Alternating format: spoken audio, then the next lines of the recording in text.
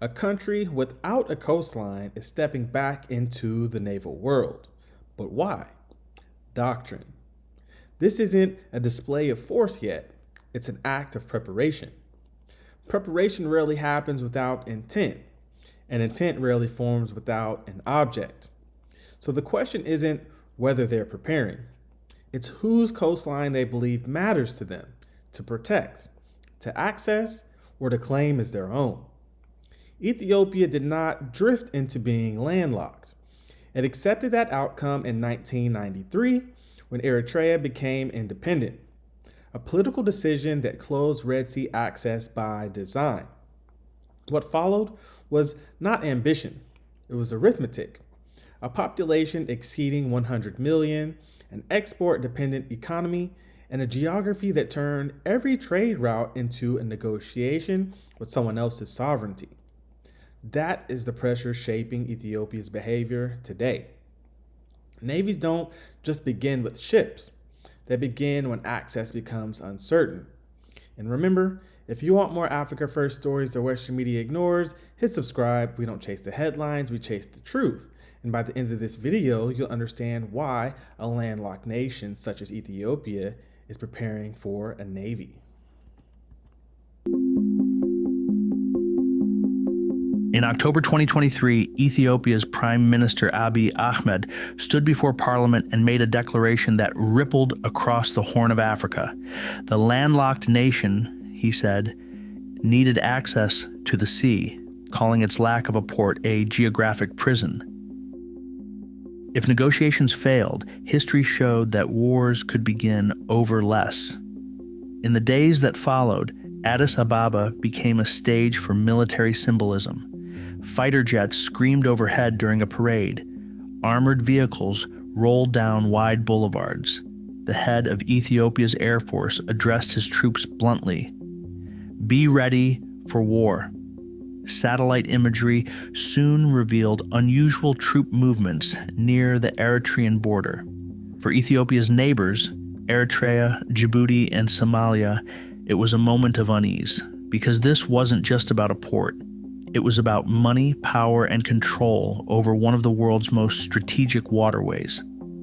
Ethiopia currently pays Djibouti over $1 billion a year in port fees. Every container, every shipment, every import and export all flow through one single route. It works when relations are good, but if that link ever broke, Ethiopia's economy could choke in a matter of weeks. The Red Sea is more than a gateway for Ethiopia. It's one of the busiest maritime corridors in the world, a passage for global trade linking Europe, the Middle East, and Asia. So, before we talk about anything else, we need to ask the real question that's driving this episode. What is Ethiopia willing to do to access the sea? So this question is moral and structural, because when a state of Ethiopia's scale accepts permanent landlock, it accepts permanent dependency. And history shows that when dependency collides with scale, states don't stay passive forever. They escalate through instruments, not just declarations. So Ethiopia's naval reinstitution, its officer training, and its presence in maritime forums are not about sailing today. They're about potentially ensuring that when access negotiations harden tomorrow, Ethiopia is in a better position and not totally vulnerable. So we're told that maritime cooperation in the Horn of Africa is about stability, shared security, and good faith coordination among neighbors. But the truth is, Ethiopia's intent is not trusted because it has repeatedly demonstrated a pattern of coercion, intervention, and conflict with its neighbors, including Eritrea, Somalia, and Kenya. This history makes it strategic moves impossible to read as neutral or altruistic. So this is not a naval revival, it's pre-positioning under suspicion, because when a state with unresolved regional conflicts studies naval doctrine, it isn't trusted as preparation for collective security, it's watched as preparation for leverage. Observer status in recent games with BRICS does not signal inclusion. It signals scrutiny, right? And history doesn't disappear at sea. So let's be clear, right? The strategy here is not hypothetical. One example is Eritrea, right? The obvious unreliable door. Eritrea is the most logical place access could potentially be worked out, and the hardest place to rely on. So normalization reopened the dialogue, but dialogue is not infrastructure. And Eritrea has no incentive to trade one form of dependency for another. And Ethiopia cannot base its future on access that depends on a political mood. So when access depends on goodwill, states prepare for the day goodwill runs out.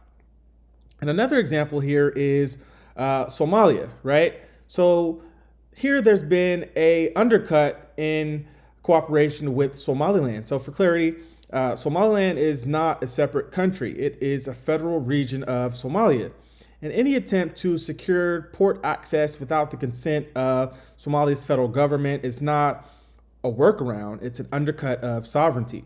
So in 2024, Ethiopia pursued a port access arrangement by engaging authorities in Somaliland while bypassing Somalia's federal government entirely. The issue was never commerce, it was legality, right?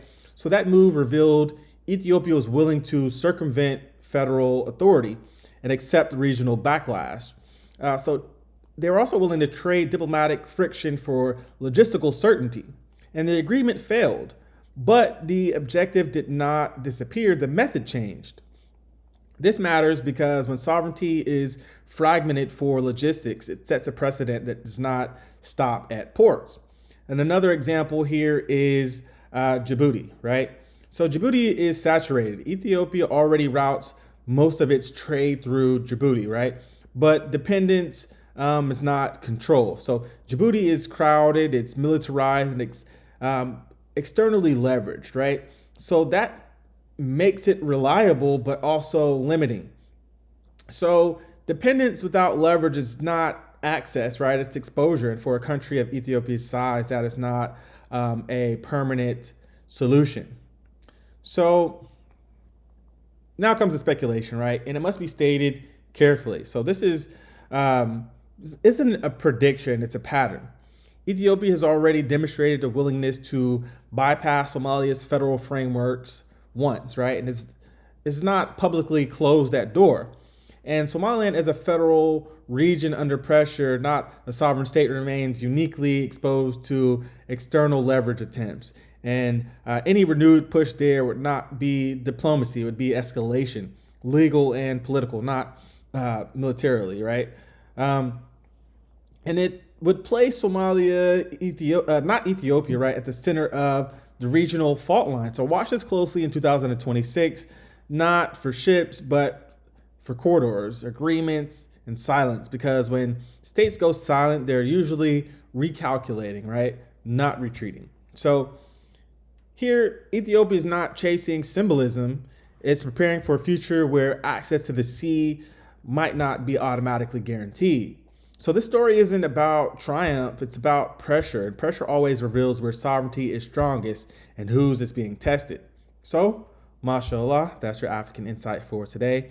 Please don't forget to like, comment, and subscribe because I'm Mr. EmpowerTV. We don't chase the headlines, we chase the truth behind them. This is Mr. Empower, and I'll see you in the next video. Peace.